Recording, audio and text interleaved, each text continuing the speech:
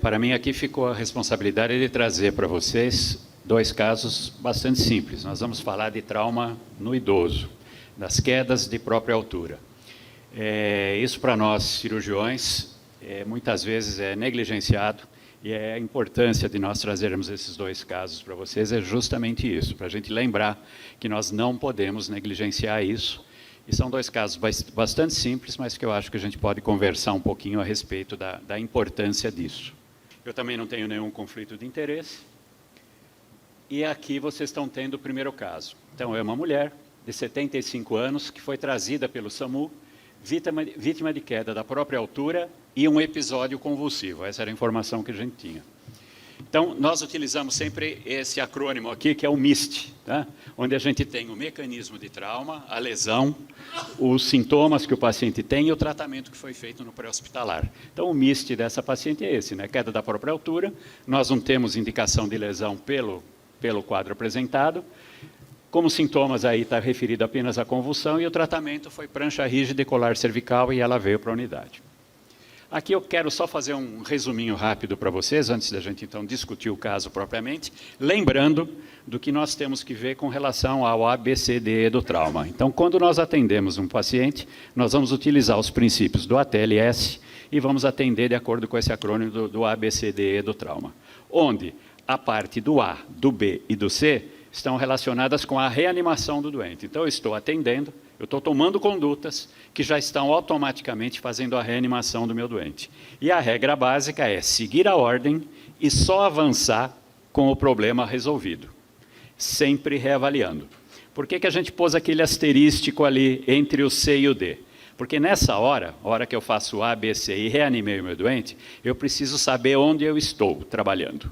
Se eu estou trabalhando no hospital que vai poder dar o atendimento completo do meu doente, que tem todos os especialistas necessários, então eu vou seguir no D e no E.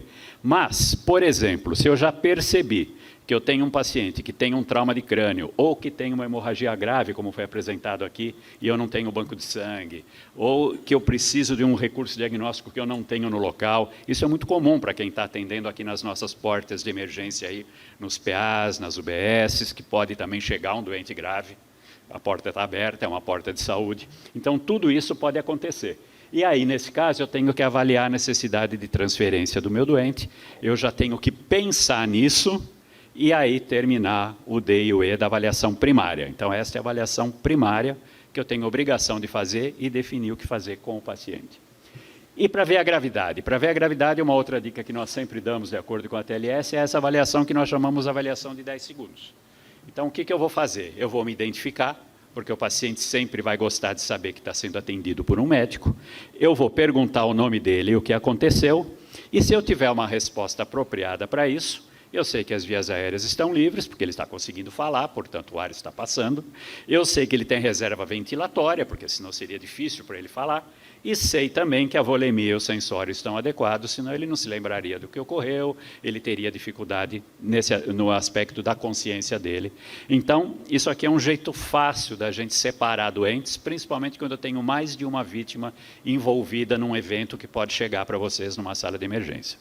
Então, lembrando disso, então, nós voltamos para o nosso paciente, e aqui lembrar que faz parte da avaliação secundária também um outro acrônimo que a gente chama de AMPLA, onde eu vou ver alergia, medicamentos, passado mórbido, líquidos e ambiente. Para esse paciente, não tinha nenhuma alergia, o paciente tomava losartana, hidroclorotiazida e neoleptil, ele tinha antecedentes de hipertensão arterial e depressão, tinha se alimentado há mais de 10 horas e tem essa história de queda da própria altura seguida de convulsão, que é uma informação que aí a gente não sabe se ele convulsionou e caiu ou se ele caiu e convulsionou. Fica essa dúvida, porque quando o SAMU chegou lá não havia essa informação.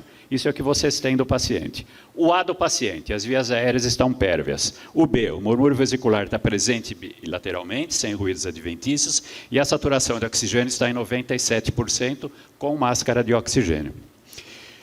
O paciente tem as bolhas rítmicas, a frequência cardíaca é 95, a PA 118/72, o abdômen é globoso, normotenso e indolor, a pelve está estável e a sínfise fechada.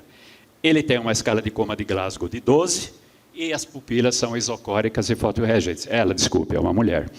A coluna é indolor à palpação e tem um hematoma na face e no membro superior direito. Esse é o quadro da paciente.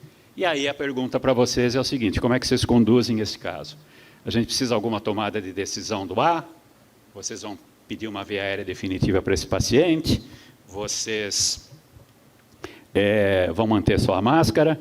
No B, esse paciente precisa de drenagem de tórax. No C, precisa iniciar uma reposição volêmica. O que vocês fariam para esse paciente nessa fase de reanimação? Alguém quer fazer algum comentário rápido aí? Dá tempo. Quer passar a pergunta? A gente discute no... Ou quer que... Não, podemos já... Eu faço então. Então, porque aqui a gente está com uma situação, né, onde eu tenho aqui um ABCD, avaliação primária colocada aqui, e a gente está quase mandando a doente para casa, não é isso? Porque, né? O irudoide, né? Oi? Irudoide para os hematomas.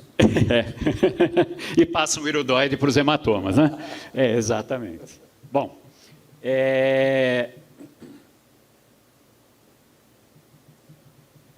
por que ele voltou aqui? Eu acho que eu apertei errado. Vamos lá.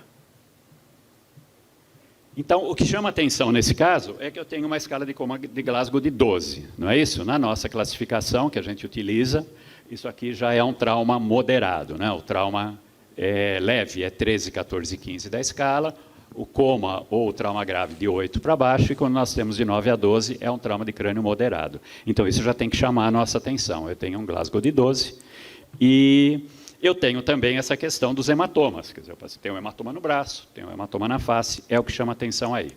Faz parte da nossa avaliação, né? Então, a conduta que foi tomada lá foi uma analgesia, os exames laboratoriais básicos, e faz parte da nossa avaliação é a suplementação da avaliação primária, da avaliação inicial, é fazer as radiografias de tórax e pelve. Uma lembrança aqui que o Tércio já deixou nos casos dele: a gente não faz mais radiografia de coluna cervical, certo? Para a gente retirar o colar cervical hoje, a gente utiliza critérios clínicos, e aí ou nós conseguimos tirar esse colar sem exame nenhum, ou será necessário tomografia para retirar. Nós temos utilizado no nosso serviço o Nexus, que é um critério clínico com 5 itens, e o primeiro deles é Glasgow 15. Se tiver abaixo de 15, já vai ser necessário tomografia para esse paciente, não dá para tirar o colar por outra razão. Então, esse é o que explica essas duas radiografias, certo? Os exames de laboratório estão aqui, ó. O laboratório básico que foi feito está aqui. Eu ressaltei aí o que para nós no trauma sempre chama mais atenção, que é o INR e as plaquetas, para nós vermos a questão da coagulação do paciente. Nós sabemos que existe uma coagulopatia induzida pelo trauma, nos traumas graves, e nós precisamos avaliar isso. E o lactato, que vai justamente nos dar uma avaliação desta perfusão tecidual que o Dr. Tércio lembrou aqui, que é importantíssimo para a gente saber como está. Então, esses são os exames básicos, mais a gasometria arterial, onde nós vamos olhar o Basic Access também, para ver se o paciente está fazendo acidose lática. Então, esses 4 itens que estão anotados aqui, é o que dá um norte para a gente nos traumas graves, que, por sorte, não é o caso dessa nossa paciente. E aqui estão as 2 radiografias, então, que foram tiradas da paciente. Então, vocês estão vendo aqui uma radiografia, olha lá, sem alterações agudas no trauma. É uma radiografia de uma paciente idosa, mas não tem, no que a gente consegue ver aqui, nenhum desvio de via aérea, também não se percebe nenhum pneumotórax, e, enfim, não tem nenhuma grande alteração aguda. E esse é o eletrocardiograma da paciente, onde ela apresenta várias extrasístoles e inversão de onda T, certo? Então, essa é a situação agora que você tem para essa paciente. E agora?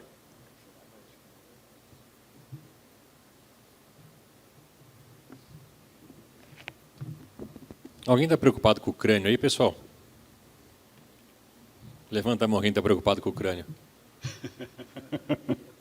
O que vocês acham que essa paciente precisa? Idosa, queda de própria altura, com Glasgow 12? É isso? 12. O que você acha que ela precisa agora de algum exame de imagem? Não. Quem acha que precisa de exame de imagem, levanta a mão, por favor. Tomografia? Ou raio-x de crânio? Tomografia, né? Tomografia de crânio. Eu acho que essa é uma boa conduta de vocês, viu? Tomografia de crânio. Então é isso, é para a gente ver a importância disso. Foi comentado aqui que para trauma leve, né, trauma de crânio leve, você pode até pensar em não fazer a tomografia para um Glasgow 15, mas tem uma série de exceções. E uma das exceções para você deixar de fazer a tomografia é justamente os extremos de idade. Então, um paciente idoso não tem como ele não fazer uma tomografia. Até porque nós não sabemos exatamente a causa da queda dessa paciente. Ela pode ter tido a convulsão primeiro, ela pode ter tido um AVC e que levou a essa paciente à queda. Portanto, o principal problema dela pode não ser o trauma, mas sim o que levou ela a essa queda. Então, acho que essa é a grande mensagem e a importância que a gente tem que deixar para esses pacientes idosos que vêm com quedas da própria altura. Eu queria fazer uma pergunta para vocês. Quem trabalha em pronto atendimento, pronto-socorro, pronto atendimento? Ninguém? Ainda não. Muito bem. Ainda bem, né? Ainda bem. Então, logo vocês vão trabalhar, né, num pronto-socorro, num pronto atendimento. Pessoal, isso eu tenho uma preocupação muito grande. Queda de própria altura. Sabe por quê? Queda de própria altura é uma doença negligenciada, especialmente no idoso. E é muito comum. Nos Estados Unidos, tem um negócio chamado National Trauma Data Bank, é o NTDB. Eles pegam, lá é uma doença de notificação compulsória. Todo mundo chega, eles anotam, isso vai para um banco central, no final do ano eles juntam todas as informações e divulgam depois. Antes era gratuito, agora eles vendem isso daí, isso que é o pior, né? Mas, quando a gente pensa em trauma, a gente imagina que a gente vai ver, né, trauma automobilístico, né, que envolve moto, carro, etc., como primeira causa de trauma nos Estados Unidos. Na verdade, é a queda de própria altura, mais de 400 mil quedas de própria altura nos Estados Unidos por ano.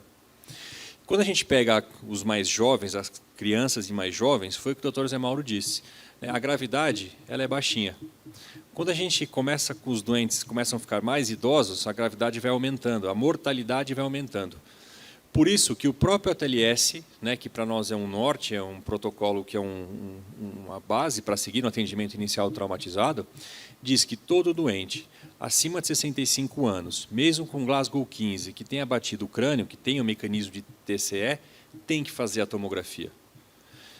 Lembrem disso, porque a gente vê muito paciente hoje, né, que vai embora para casa, ou então que a família diz assim, não, doutor, ele é meio confusinho assim mesmo, ele já está bem, eu posso levar embora para casa? Leva embora para casa e depois de 24, 48 horas ele volta com um hematoma, né, lá dentro do crânio e morrendo, um subdural, como o doutor Antônio disse aqui, morrendo.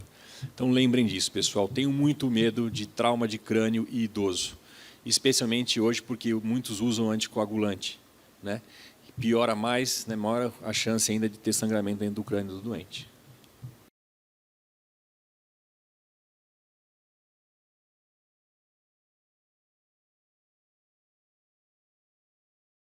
A tomo de crânio e a coluna cervical veio sem alterações. Essa paciente não tinha hematoma. E aí,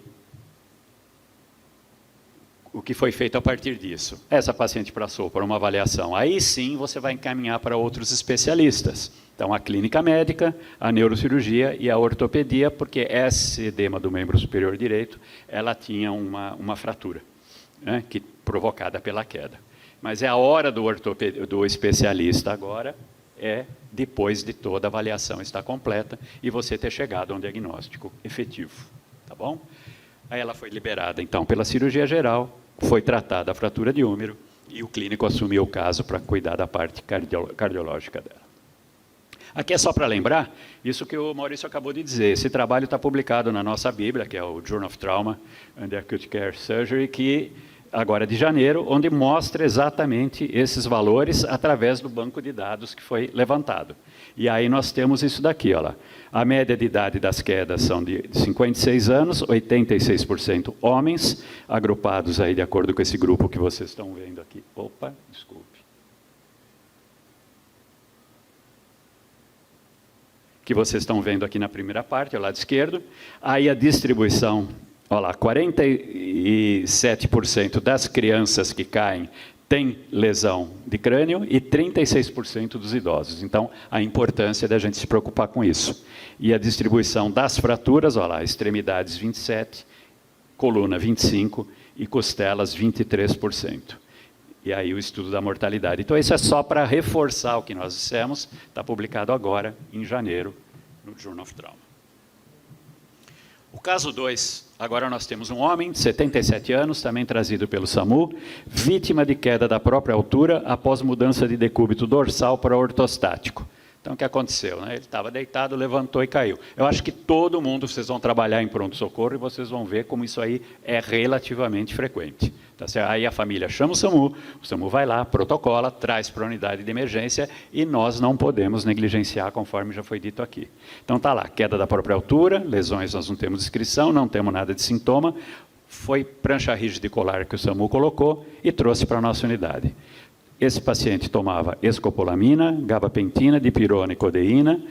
Ele vinha em cuidados paliativos por um sarcoma, tinha mais de 12 horas de refeição, e a história é essa de queda da própria altura, seguida de inconsciência. Olha outra informação importante. Ele perdeu momentaneamente a consciência quando ele teve essa lesão. Chegou lá com vias aéreas pérvias, múrmuro presente bilateral, saturando 99% em ar ambiente, bulhas rítmicas, frequência de 102, PA de 180 por 82, nada no abdômen, pelve estável, sínfise fechada, Glasgow agora de 13 e pupila isocórica fótoreagente. Coluna indolor e tinha um hematoma subgaleal. E aqui vem a mesma pergunta, eu acho que agora ficou fácil, né? Certo? Então, de novo, a gente não pode negligenciar a lesão de crânio, então tem que ir atrás disso. Esse paciente com Glasgow 13 não tem como tirar o colar cervical dele sem uma tomografia, ele vai para as 2 tomografias. E o que chama atenção aqui é justamente o Glasgow. Agora ele está num trauma um pouco mais leve, mas mesmo assim, por causa de ser extremo de idade, ele precisa da tomografia, não tem como não fazer. Então, analgesia, os exames laboratoriais, radiografia de tórax e coluna. Os exames laboratoriais não tinham alterações, e essas são as 2 radiografias, então, feitas para sempre suplementar a avaliação inicial. Isso é obrigatório. Tá aí a radiografia de tórax, a radiografia de pelve também sem alterações agudas traumáticas. E o eletrocardiograma, que faz sempre parte também. Não dá para a gente não avaliar o eletrocardiograma desses pacientes. Nesse caso, sem nenhuma alteração aguda. E agora? Também já está explicado, não é isso? Tomografia para o paciente. Tomografia para o paciente. Tomografia de crânio e coluna cervical. Tomografia sem alterações. E aí, sim, a gente pode ficar tranquilo e dar alta com diagnóstico de síncope vasovagal. Mas só depois de ter feito a avaliação completa, inclusive com exame de imagem. Só para lembrar para vocês alguns fatos importantes que a Organização Mundial de Saúde traz para a gente, dando a importância para isso, certo? E o que nós temos no mundo, aí quedas fatais, 37,3 milhões de quedas a cada ano, certo? Então, não podemos negligenciar isso. Era isso que eu queria lembrar para vocês. Muito obrigado pela atenção, espero que vocês tenham aproveitado.